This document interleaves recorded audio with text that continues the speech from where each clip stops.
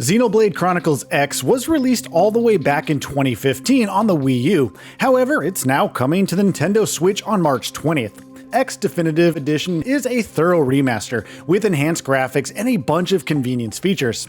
Here are a few things you need to know before you buy Xenoblade Chronicles X Definitive. Upgraded character models. Like its predecessor, Xenoblade Chronicles X Definitive completely overhauls the character models of all the major cast members. Graphics comparisons between the Wii U and Switch versions of the game reveal brand new clothing for characters, such as Elma's new Crimson Lake plates replacing the low-resolution metal ones from the original. Faces also look less plasticky here, with Definitive sharpening the eyes while adding dimensionality to the skin through lighting and contour. As expected, the Definitive Edition enhances visuals for HD, improving general textures and lighting across the board.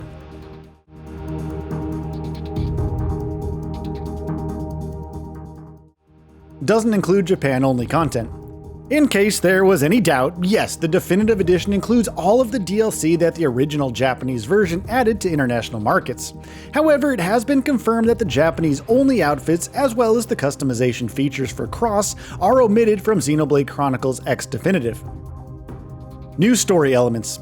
Eagle-eyed fans of the game may have noticed some never-before-seen cinematics from the trailers.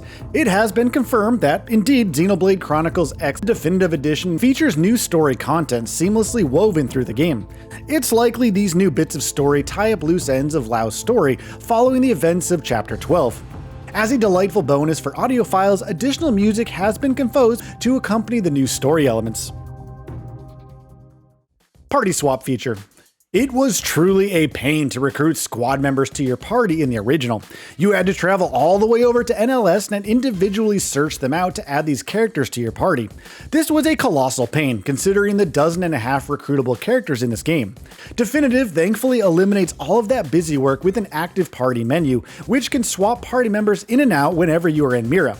The remaster even lets non-active party members in reserve gain XP, which is something else the original did not have.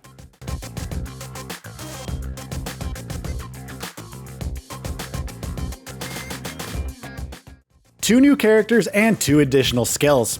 What makes the party swap feature even better are the 2 new recruitable party members. The only thing we know about the new Neil Nail character is their Cluarian, who may have been built or owned the 2 Neil Nail skells, the controllable mechs from the original game. Liesel is the other squad mate, a test pilot in charge of the Hrosvelg skell. Speaking of, this Hrosvelg skell will also include it in Definitive as well as a new Ares type skell. New floating continent zone. Continuing the streak of new content is a fully blown floating continent to explore. Just about nobody knows what this area is or what it signifies, and if someone does have an idea, be sure to let us know down in the comments. From the trailer, it looks to have lots of fragmented spires, adding a decent amount of verticality and depth to exploration.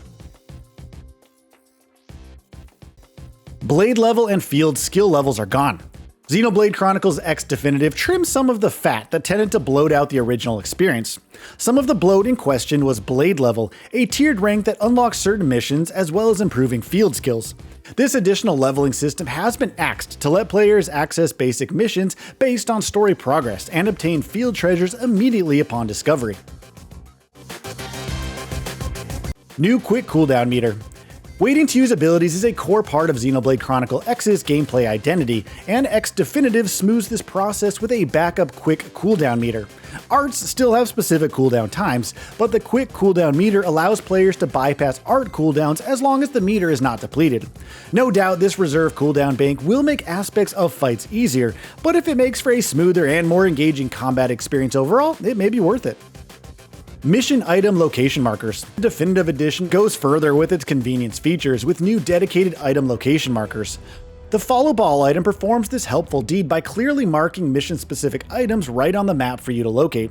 Now, I have to say, the more I learn about the quality of life additions, the more I actually want to dig into the intimidating mammoth of an RPG that I missed with Xenoblade Chronicles X. Massive open world featuring 5 explorable continents.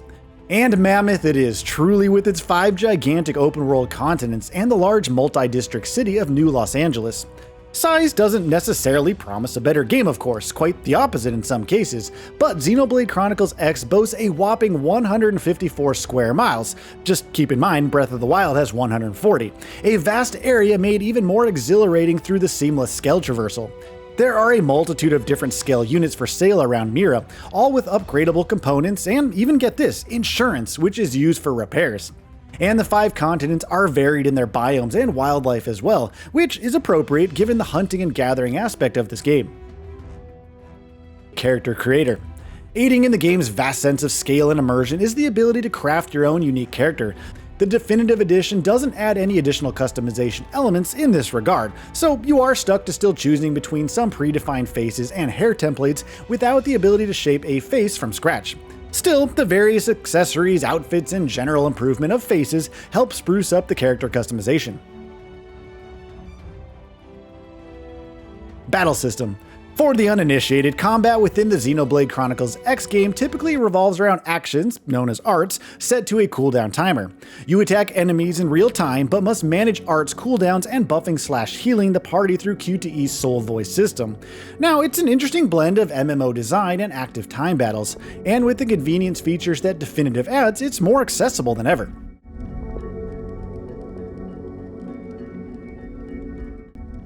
Story. The plot in the game goes in some very wild directions, but the basics are pretty simple. You escape a destroyed Earth aboard a space vessel and wind up amnesiac on the mysterious planet of Mira. Joining the humans' defense force Blade while exploring the untapped mysteries of Mira becomes a big part of the game's initial plot.